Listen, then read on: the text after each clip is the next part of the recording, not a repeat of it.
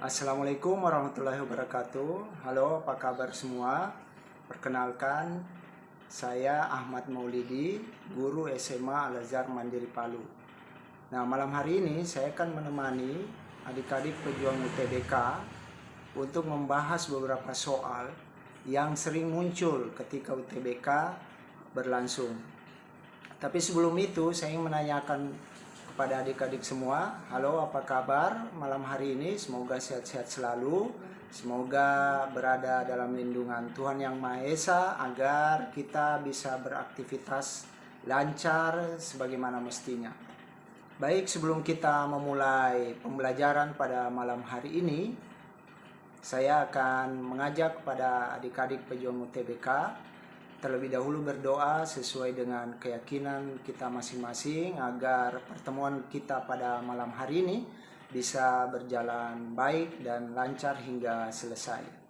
Berdoa sesuai dengan keyakinan dan kepercayaan masing-masing, dimulai.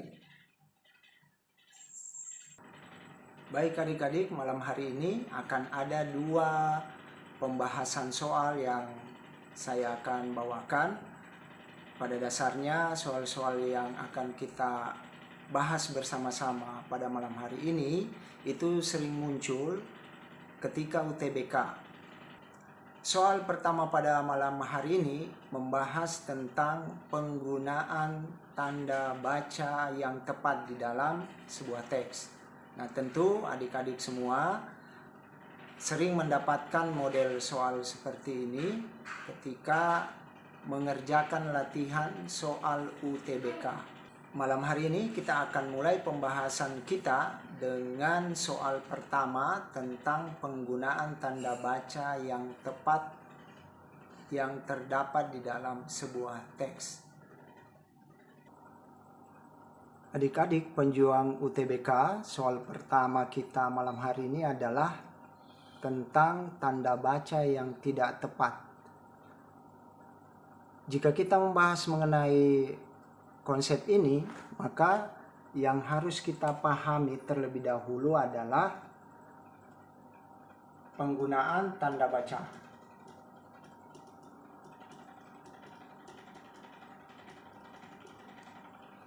Nah, tanda baca ini kita tahu ada tanda titik, ada tanda koma, ada tanda tanya, dan tanda seru.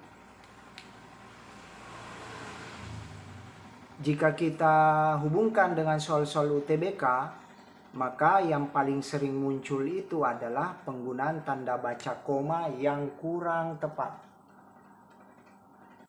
Adik-adik perlu ketahui bahwa penggunaan tanda koma di dalam sebuah teks itu sering muncul di awal kalimat atau di tengah kalimat.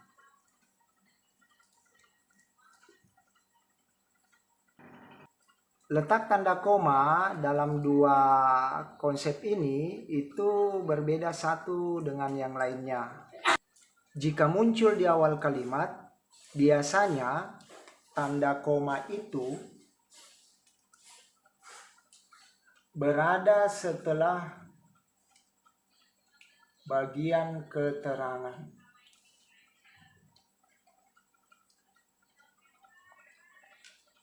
Nah, sementara jika muncul di tengah kalimat, maka tanda koma itu berada sebelum kata hubung atau konjungsi.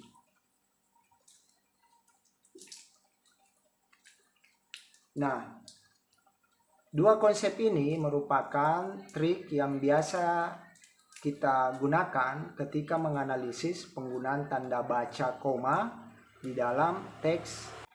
Sekarang mari kita bahas tiap kalimat yang ada pada soal.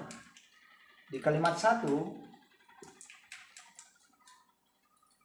tanda koma itu berada setelah bagian keterangan. Pada umumnya, Nah, karena ini bagian keterangan, maka penggunaan tanda koma di sini itu dianggap benar. Nah, kita lanjut di kalimat kedua. Tanda koma itu berada sebelum konjungsi kecuali. Nah, karena letak tanda koma ini berada di tengah kalimat, kemudian diikuti oleh konjungsi kecuali, maka penggunaan tanda koma ini juga benar. Nah, sekarang kita lihat kalimat ketiga. Kalimat ketiga, tanda koma itu berada setelah konjungsi. Dalam struktur penggunaan tanda baca yang tepat, apabila ada tanda koma setelah konjungsi, maka penggunaan tanda koma tersebut dianggap salah. Maka jawabannya adalah kalimat 3. Kemudian kita lihat kalimat 4. Kalimat 4, penggunaan tanda komanya itu sebelum konjungsi. Maka tanda koma ini sudah benar. Nah, sementara untuk kalimat 5, penggunaan tanda koma tersebut sudah sesuai dengan sifatnya karena bersifat merincikan penjelasan. Nah, seperti itulah bagaimana analisis penggunaan tanda baca, terutama dalam hal ini penggunaan tanda koma di dalam teks yang ada, sehingga kita bisa melihat bahwa kalimat ketiga pada soal nomor 1 itu dianggap sebagai penggunaan tanda baca yang tidak tepat. Nah, adik-adik pejuang UTBK, kali ini kita masuk pada soal kedua yang membahas tentang kalimat tidak efektif yang terdapat dalam sebuah teks. Nah, berikut penjelasannya. Pada soal kedua ini, kita disajikan sebuah teks yang panjang, di mana kita diminta untuk menganalisis kalimat mana yang tidak efektif. Nah, jika berbicara mengenai kalimat efektif, maka ada beberapa poin atau faktor yang dapat menyebabkan kalimat tidak efektif. Nah, tapi di dalam soal UTBK, ketidakefektifan kalimat itu paling banyak dipengaruhi oleh faktor struktur, subjek, dan predikat. Nah, jika unsur ini tidak lengkap atau salah satunya tidak ada, maka kalimat tersebut dianggap tidak efektif. Yang kedua, ketidakefektifan kalimat itu dipengaruhi oleh penulisan kata. Nah, penulisan kata ini juga sangat berpengaruh, apalagi kata-kata yang bersifat serapan dari bahasa asing. Bisa juga kata-kata yang bersifat bentukan dari kata dasar kemudian dibentuk menjadi kata turunan. Nah, biasanya terdapat penulisan kata yang tidak efektif sehingga membuat kalimat tersebut juga tidak efektif. Nah, dua poin atau faktor ini itu paling banyak keluar di dalam soal-soal UTBK. Nah, sekarang mari kita analisis setiap unsur kalimat yang terdapat di dalam soal. Nah, di dalam opsi jawaban itu ada 5 opsi dan bisa kita analisis. Oke. Pada opsi A kalimat 3, opsi B kalimat 4, opsi C kalimat 5, D kalimat 6, dan E kalimat ke-7. Pada kalimat 3 atau opsi A, struktur S dan P-nya itu sudah benar. Kemudian untuk penulisan kata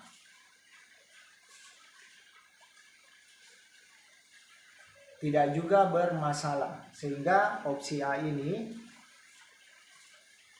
merupakan kalimat yang efektif. Kita lanjut ke kalimat 4 atau opsi B.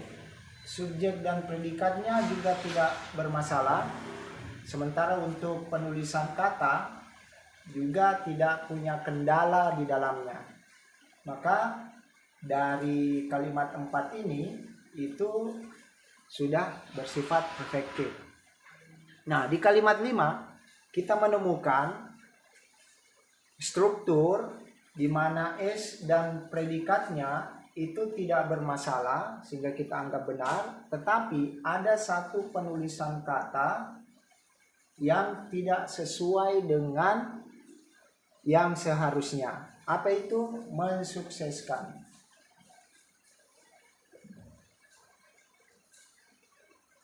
Awalan me ketika bertemu dengan kata dasar yang diawali huruf S, maka huruf S-nya ini lesap atau luluh atau hilang.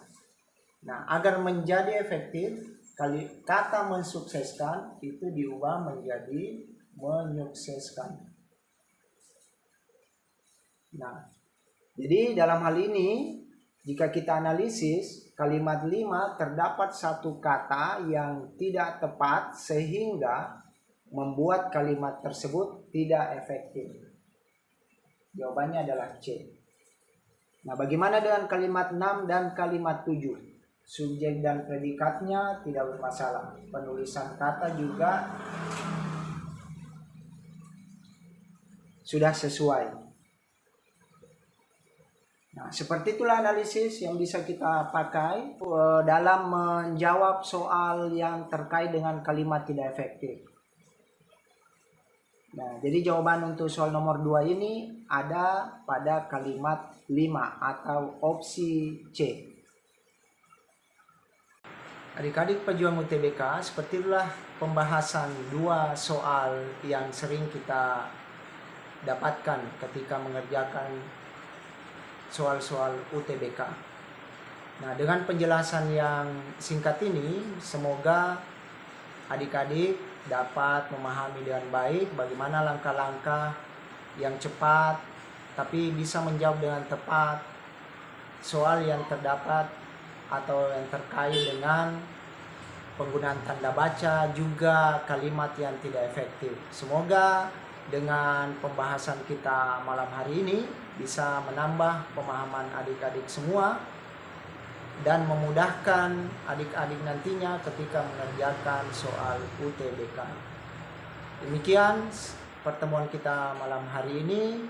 Wabillahi taufiq wal hidayah. Assalamualaikum warahmatullahi wabarakatuh.